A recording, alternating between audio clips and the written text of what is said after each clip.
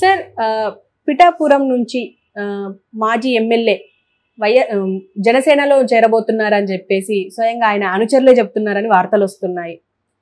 ఎంతవరకు నిజమైన అయినప్పటికీ ఎంతమంది ఇప్పుడు వైఎస్ఆర్సీపీ నుంచి జనసేనలోకి కానీ అంటే కూటమి వైపు మొగ్గు చూపుతున్నారంటారు? ఇక్కడ మనకి ఏమవుతుందంటే గతంలో మనకు కనిపించిన రాజకీయం కంటే ఈ కూటమి ప్రభుత్వం వచ్చిన తర్వాత ఒక డిఫరెంట్ రాజకీయం మొదలైంది. ఎలాంటి రాజకీయం మొదలైంది? మీకు రోడ్లు వేస్తాం, వేసేస్తున్నారు రోడ్లు. ఈ పరిశ్రమలు చేస్తాం, వస్తున్నాయి పరిశ్రమలు.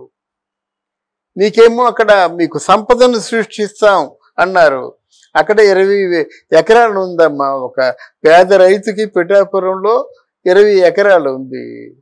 అక్కడ పవన్ కళ్యాణ్ స్థలం కొనక ముందు అక్కడ ఒక సెంటు 3,000 ఉంటే ఇప్పుడు ఏమైపోయింది? సెంటు 3 లక్షలు అయింది.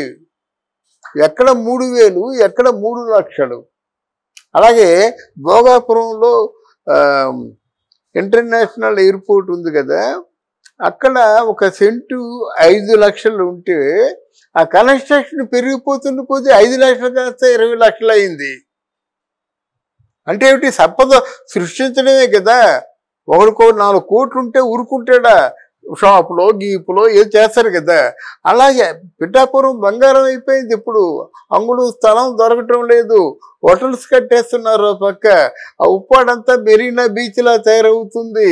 వాళ్ళ మత్స్యకారులకేమో షెల్టర్ ఇస్తున్నారు. అంటే పనులు మనం కళ్ళ ముందు చూస్తున్నట్టయితే మనలో వచ్చినటువంటి ఆలోచనలు వేరుగా ఉంటాయి. ఎవరో ఇంత చక్కగా పరిపాలిస్తున్నారు, ఇక్కడ వైఎస్ఆర్సీపీలో ఉంటే మనల్ని ఎవడు లెక్క చేయడని చెప్పేసి ఆయన వెనక ఉందాం అనేటువంటి ఆలోచన వస్తుంది ఎవరికైనా. దొరబాబు అంటే తక్కువవాడు కాదు. అక్కడ ఏకగ్రీవంగా నాయకుడిగా ఉన్నవాడు. కాకినాడ పిఠాపురం అంతా దొరబాబు ద్వారంపూడి చంద్రశేఖర్ రెడ్డి గారిలా హవా నడిచేది. అక్కడ ద్వారంపూడి చంద్రశేఖర్ రెడ్డి హవాలో ఇప్పుడు బయటపడినటువంటి అవినీతి భాగవతం 40,000 కోట్ల రూపాయలు బయటపడ్డాయి. అలాగే ఇక్కడ దొరబాబు కూడా ఆయన ఎన్ని స్థలాలను ఆక్రమించుకున్నారు, ఎంత అవినీతి చేశాడు.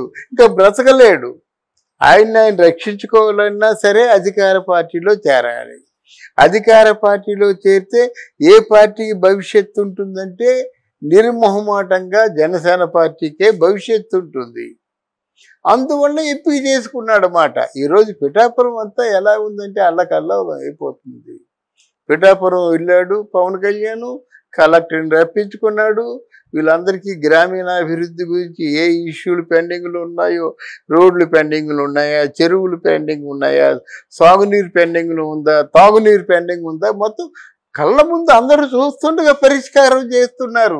పరిపాలన అంటే ఇదా అని ఆశ్చర్యపోయేలాగా పరిపాలన చేస్తున్నారు. గనక ఎవరికైనా సరే తన అస్తిత్వాన్ని కోల్పోకూడదు కదా. అందువలన జనసేన పార్టీలో దొరబాబు చేరుతున్నాడు.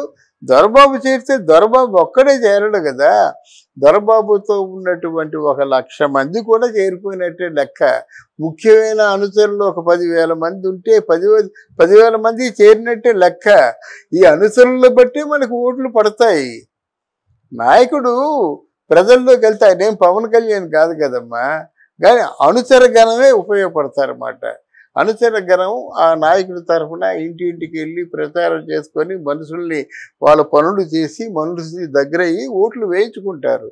మరి ఆ స్థితిలో ఆయనకు ఒక మంచి బలమైనటువంటి వేదిక కావాలి. ఆ వేదిక కాస్త జనసేన పార్టీ అయ్యింది.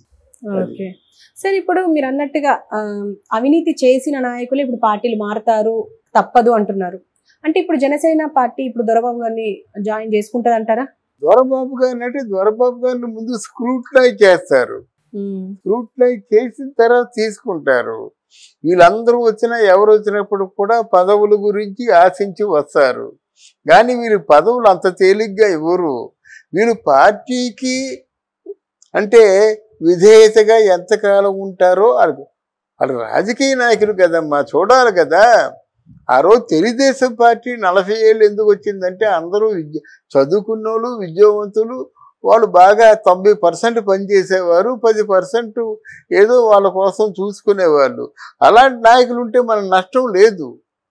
నీకే ఇవ్వాలి, నీకు ₹1,00,00,000 ఇవ్వాలి, 99,99,999 ఇచ్చి ₹1 ఇవ్వకపోతే ఆలోచిస్తావా నువ్వు? ఆలోచించవు కదా. అలాగా పార్టీలో పార్టీ పాలనా విధానంలో మార్పు వచ్చింది. పనులు బాగా జోరందుకుంటున్నాయి. అది కథం. ఎందుకు మరి చంద్రబాబు నాయుడు ప్రచారంలోకి తీసుకురావటం లేదే కానీ అక్కడ పనులు చూస్తుంటే బ్రహ్మాండంగా జోరందుకున్నాయి. సగం ఆల్మోస్ట్ ఆల్ సగం ఎయిర్పోర్ట్ తయారైపోయింది. అంటే ఈ లెక్కన వైఎస్ఆర్సీపీ పార్టీ మొత్తం అంటే మారిపోతుంది అంటారా? మనమే అంతే కదమ్మా. ఎక్కడ లాభసాటిగా మనకు ఉంటుందో, ఎక్కడ మనం ఏ టెన్షన్ లేకుండా పనిచేస్తున్నామో అదే కోరుకుంటాం కదా. టెన్షన్లు మనకి తెల్లారితే ఎలా తెల్లారుతుందిరా, ఎలా పొద్దు గడుస్తుందిరా అని ఆకలితో ఆలోచించే వాళ్ళందరికీ ఇది అభయప్రదాయని కదండి. అందరికీ అందరి చేతుల్లో డబ్బులు పుష్కలంగా ఉన్నాయి. ఆ రోడ్డు స్థలాలందరూ పెద్ద కుబేర్లు అయిపోతున్నారు, కోటీశ్వరులు అయిపోతున్నారు. అర్థమైందా? అర్థం చేసుకోండి. 5 లక్షలకి సెంటు కొన్నారు, ఇప్పుడు 20 లక్షలు అయింది. అంటే ఒక 10 సెంట్లు కొంటే ఎంత ₹1,00,00,000 అయిపోయినట్టే కదా.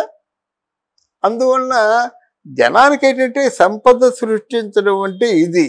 నీ చేతిలో ₹1,00,00,000 ఉంటే ఊరుకుంటావా? ఓ షాపింగ్ కాంప్లెక్స్ పెడతావు, 10 షాపులు పెడతారు, 10 షాపుల్లో 10, 20, 200 మందికి ఎంప్లాయ్మెంట్ క్రియేట్ చేస్తావు. ఎంప్లాయ్మెంట్ కోసం అంటే అమెరికా లాంటి దేశాల్లో మెన్ లేక బాధపడతారమ్మ. అక్కడ వర్కర్స్ లేక బాధపడతారు. అందుకే వాళ్ళు పనిచేసే క్లరికల్ డిపార్ట్మెంట్ కంటే మామూలుగా ఫిజికల్గా పనిచేసే వాళ్ళకే ఎక్కువ జీతాలు ఇస్తారు. అర్థమైందా? మనకి దేవుడు ఇచ్చినట్టు పుష్కలంగా మెన్ ఉన్నారు, యూత్ ఉన్నారు. వీళ్ళందరినీ ఉపయోగించుకుంటే ఏమవుతాం మనం? అర్థమైందా? రేపు పొద్దున పిఠాపురంలో దొరబాబే కాదు, ద్వారంపూడి చంద్రశేఖర్ రెడ్డే కాదు, వీళ్ళు ఎవరైనా మళ్ళీ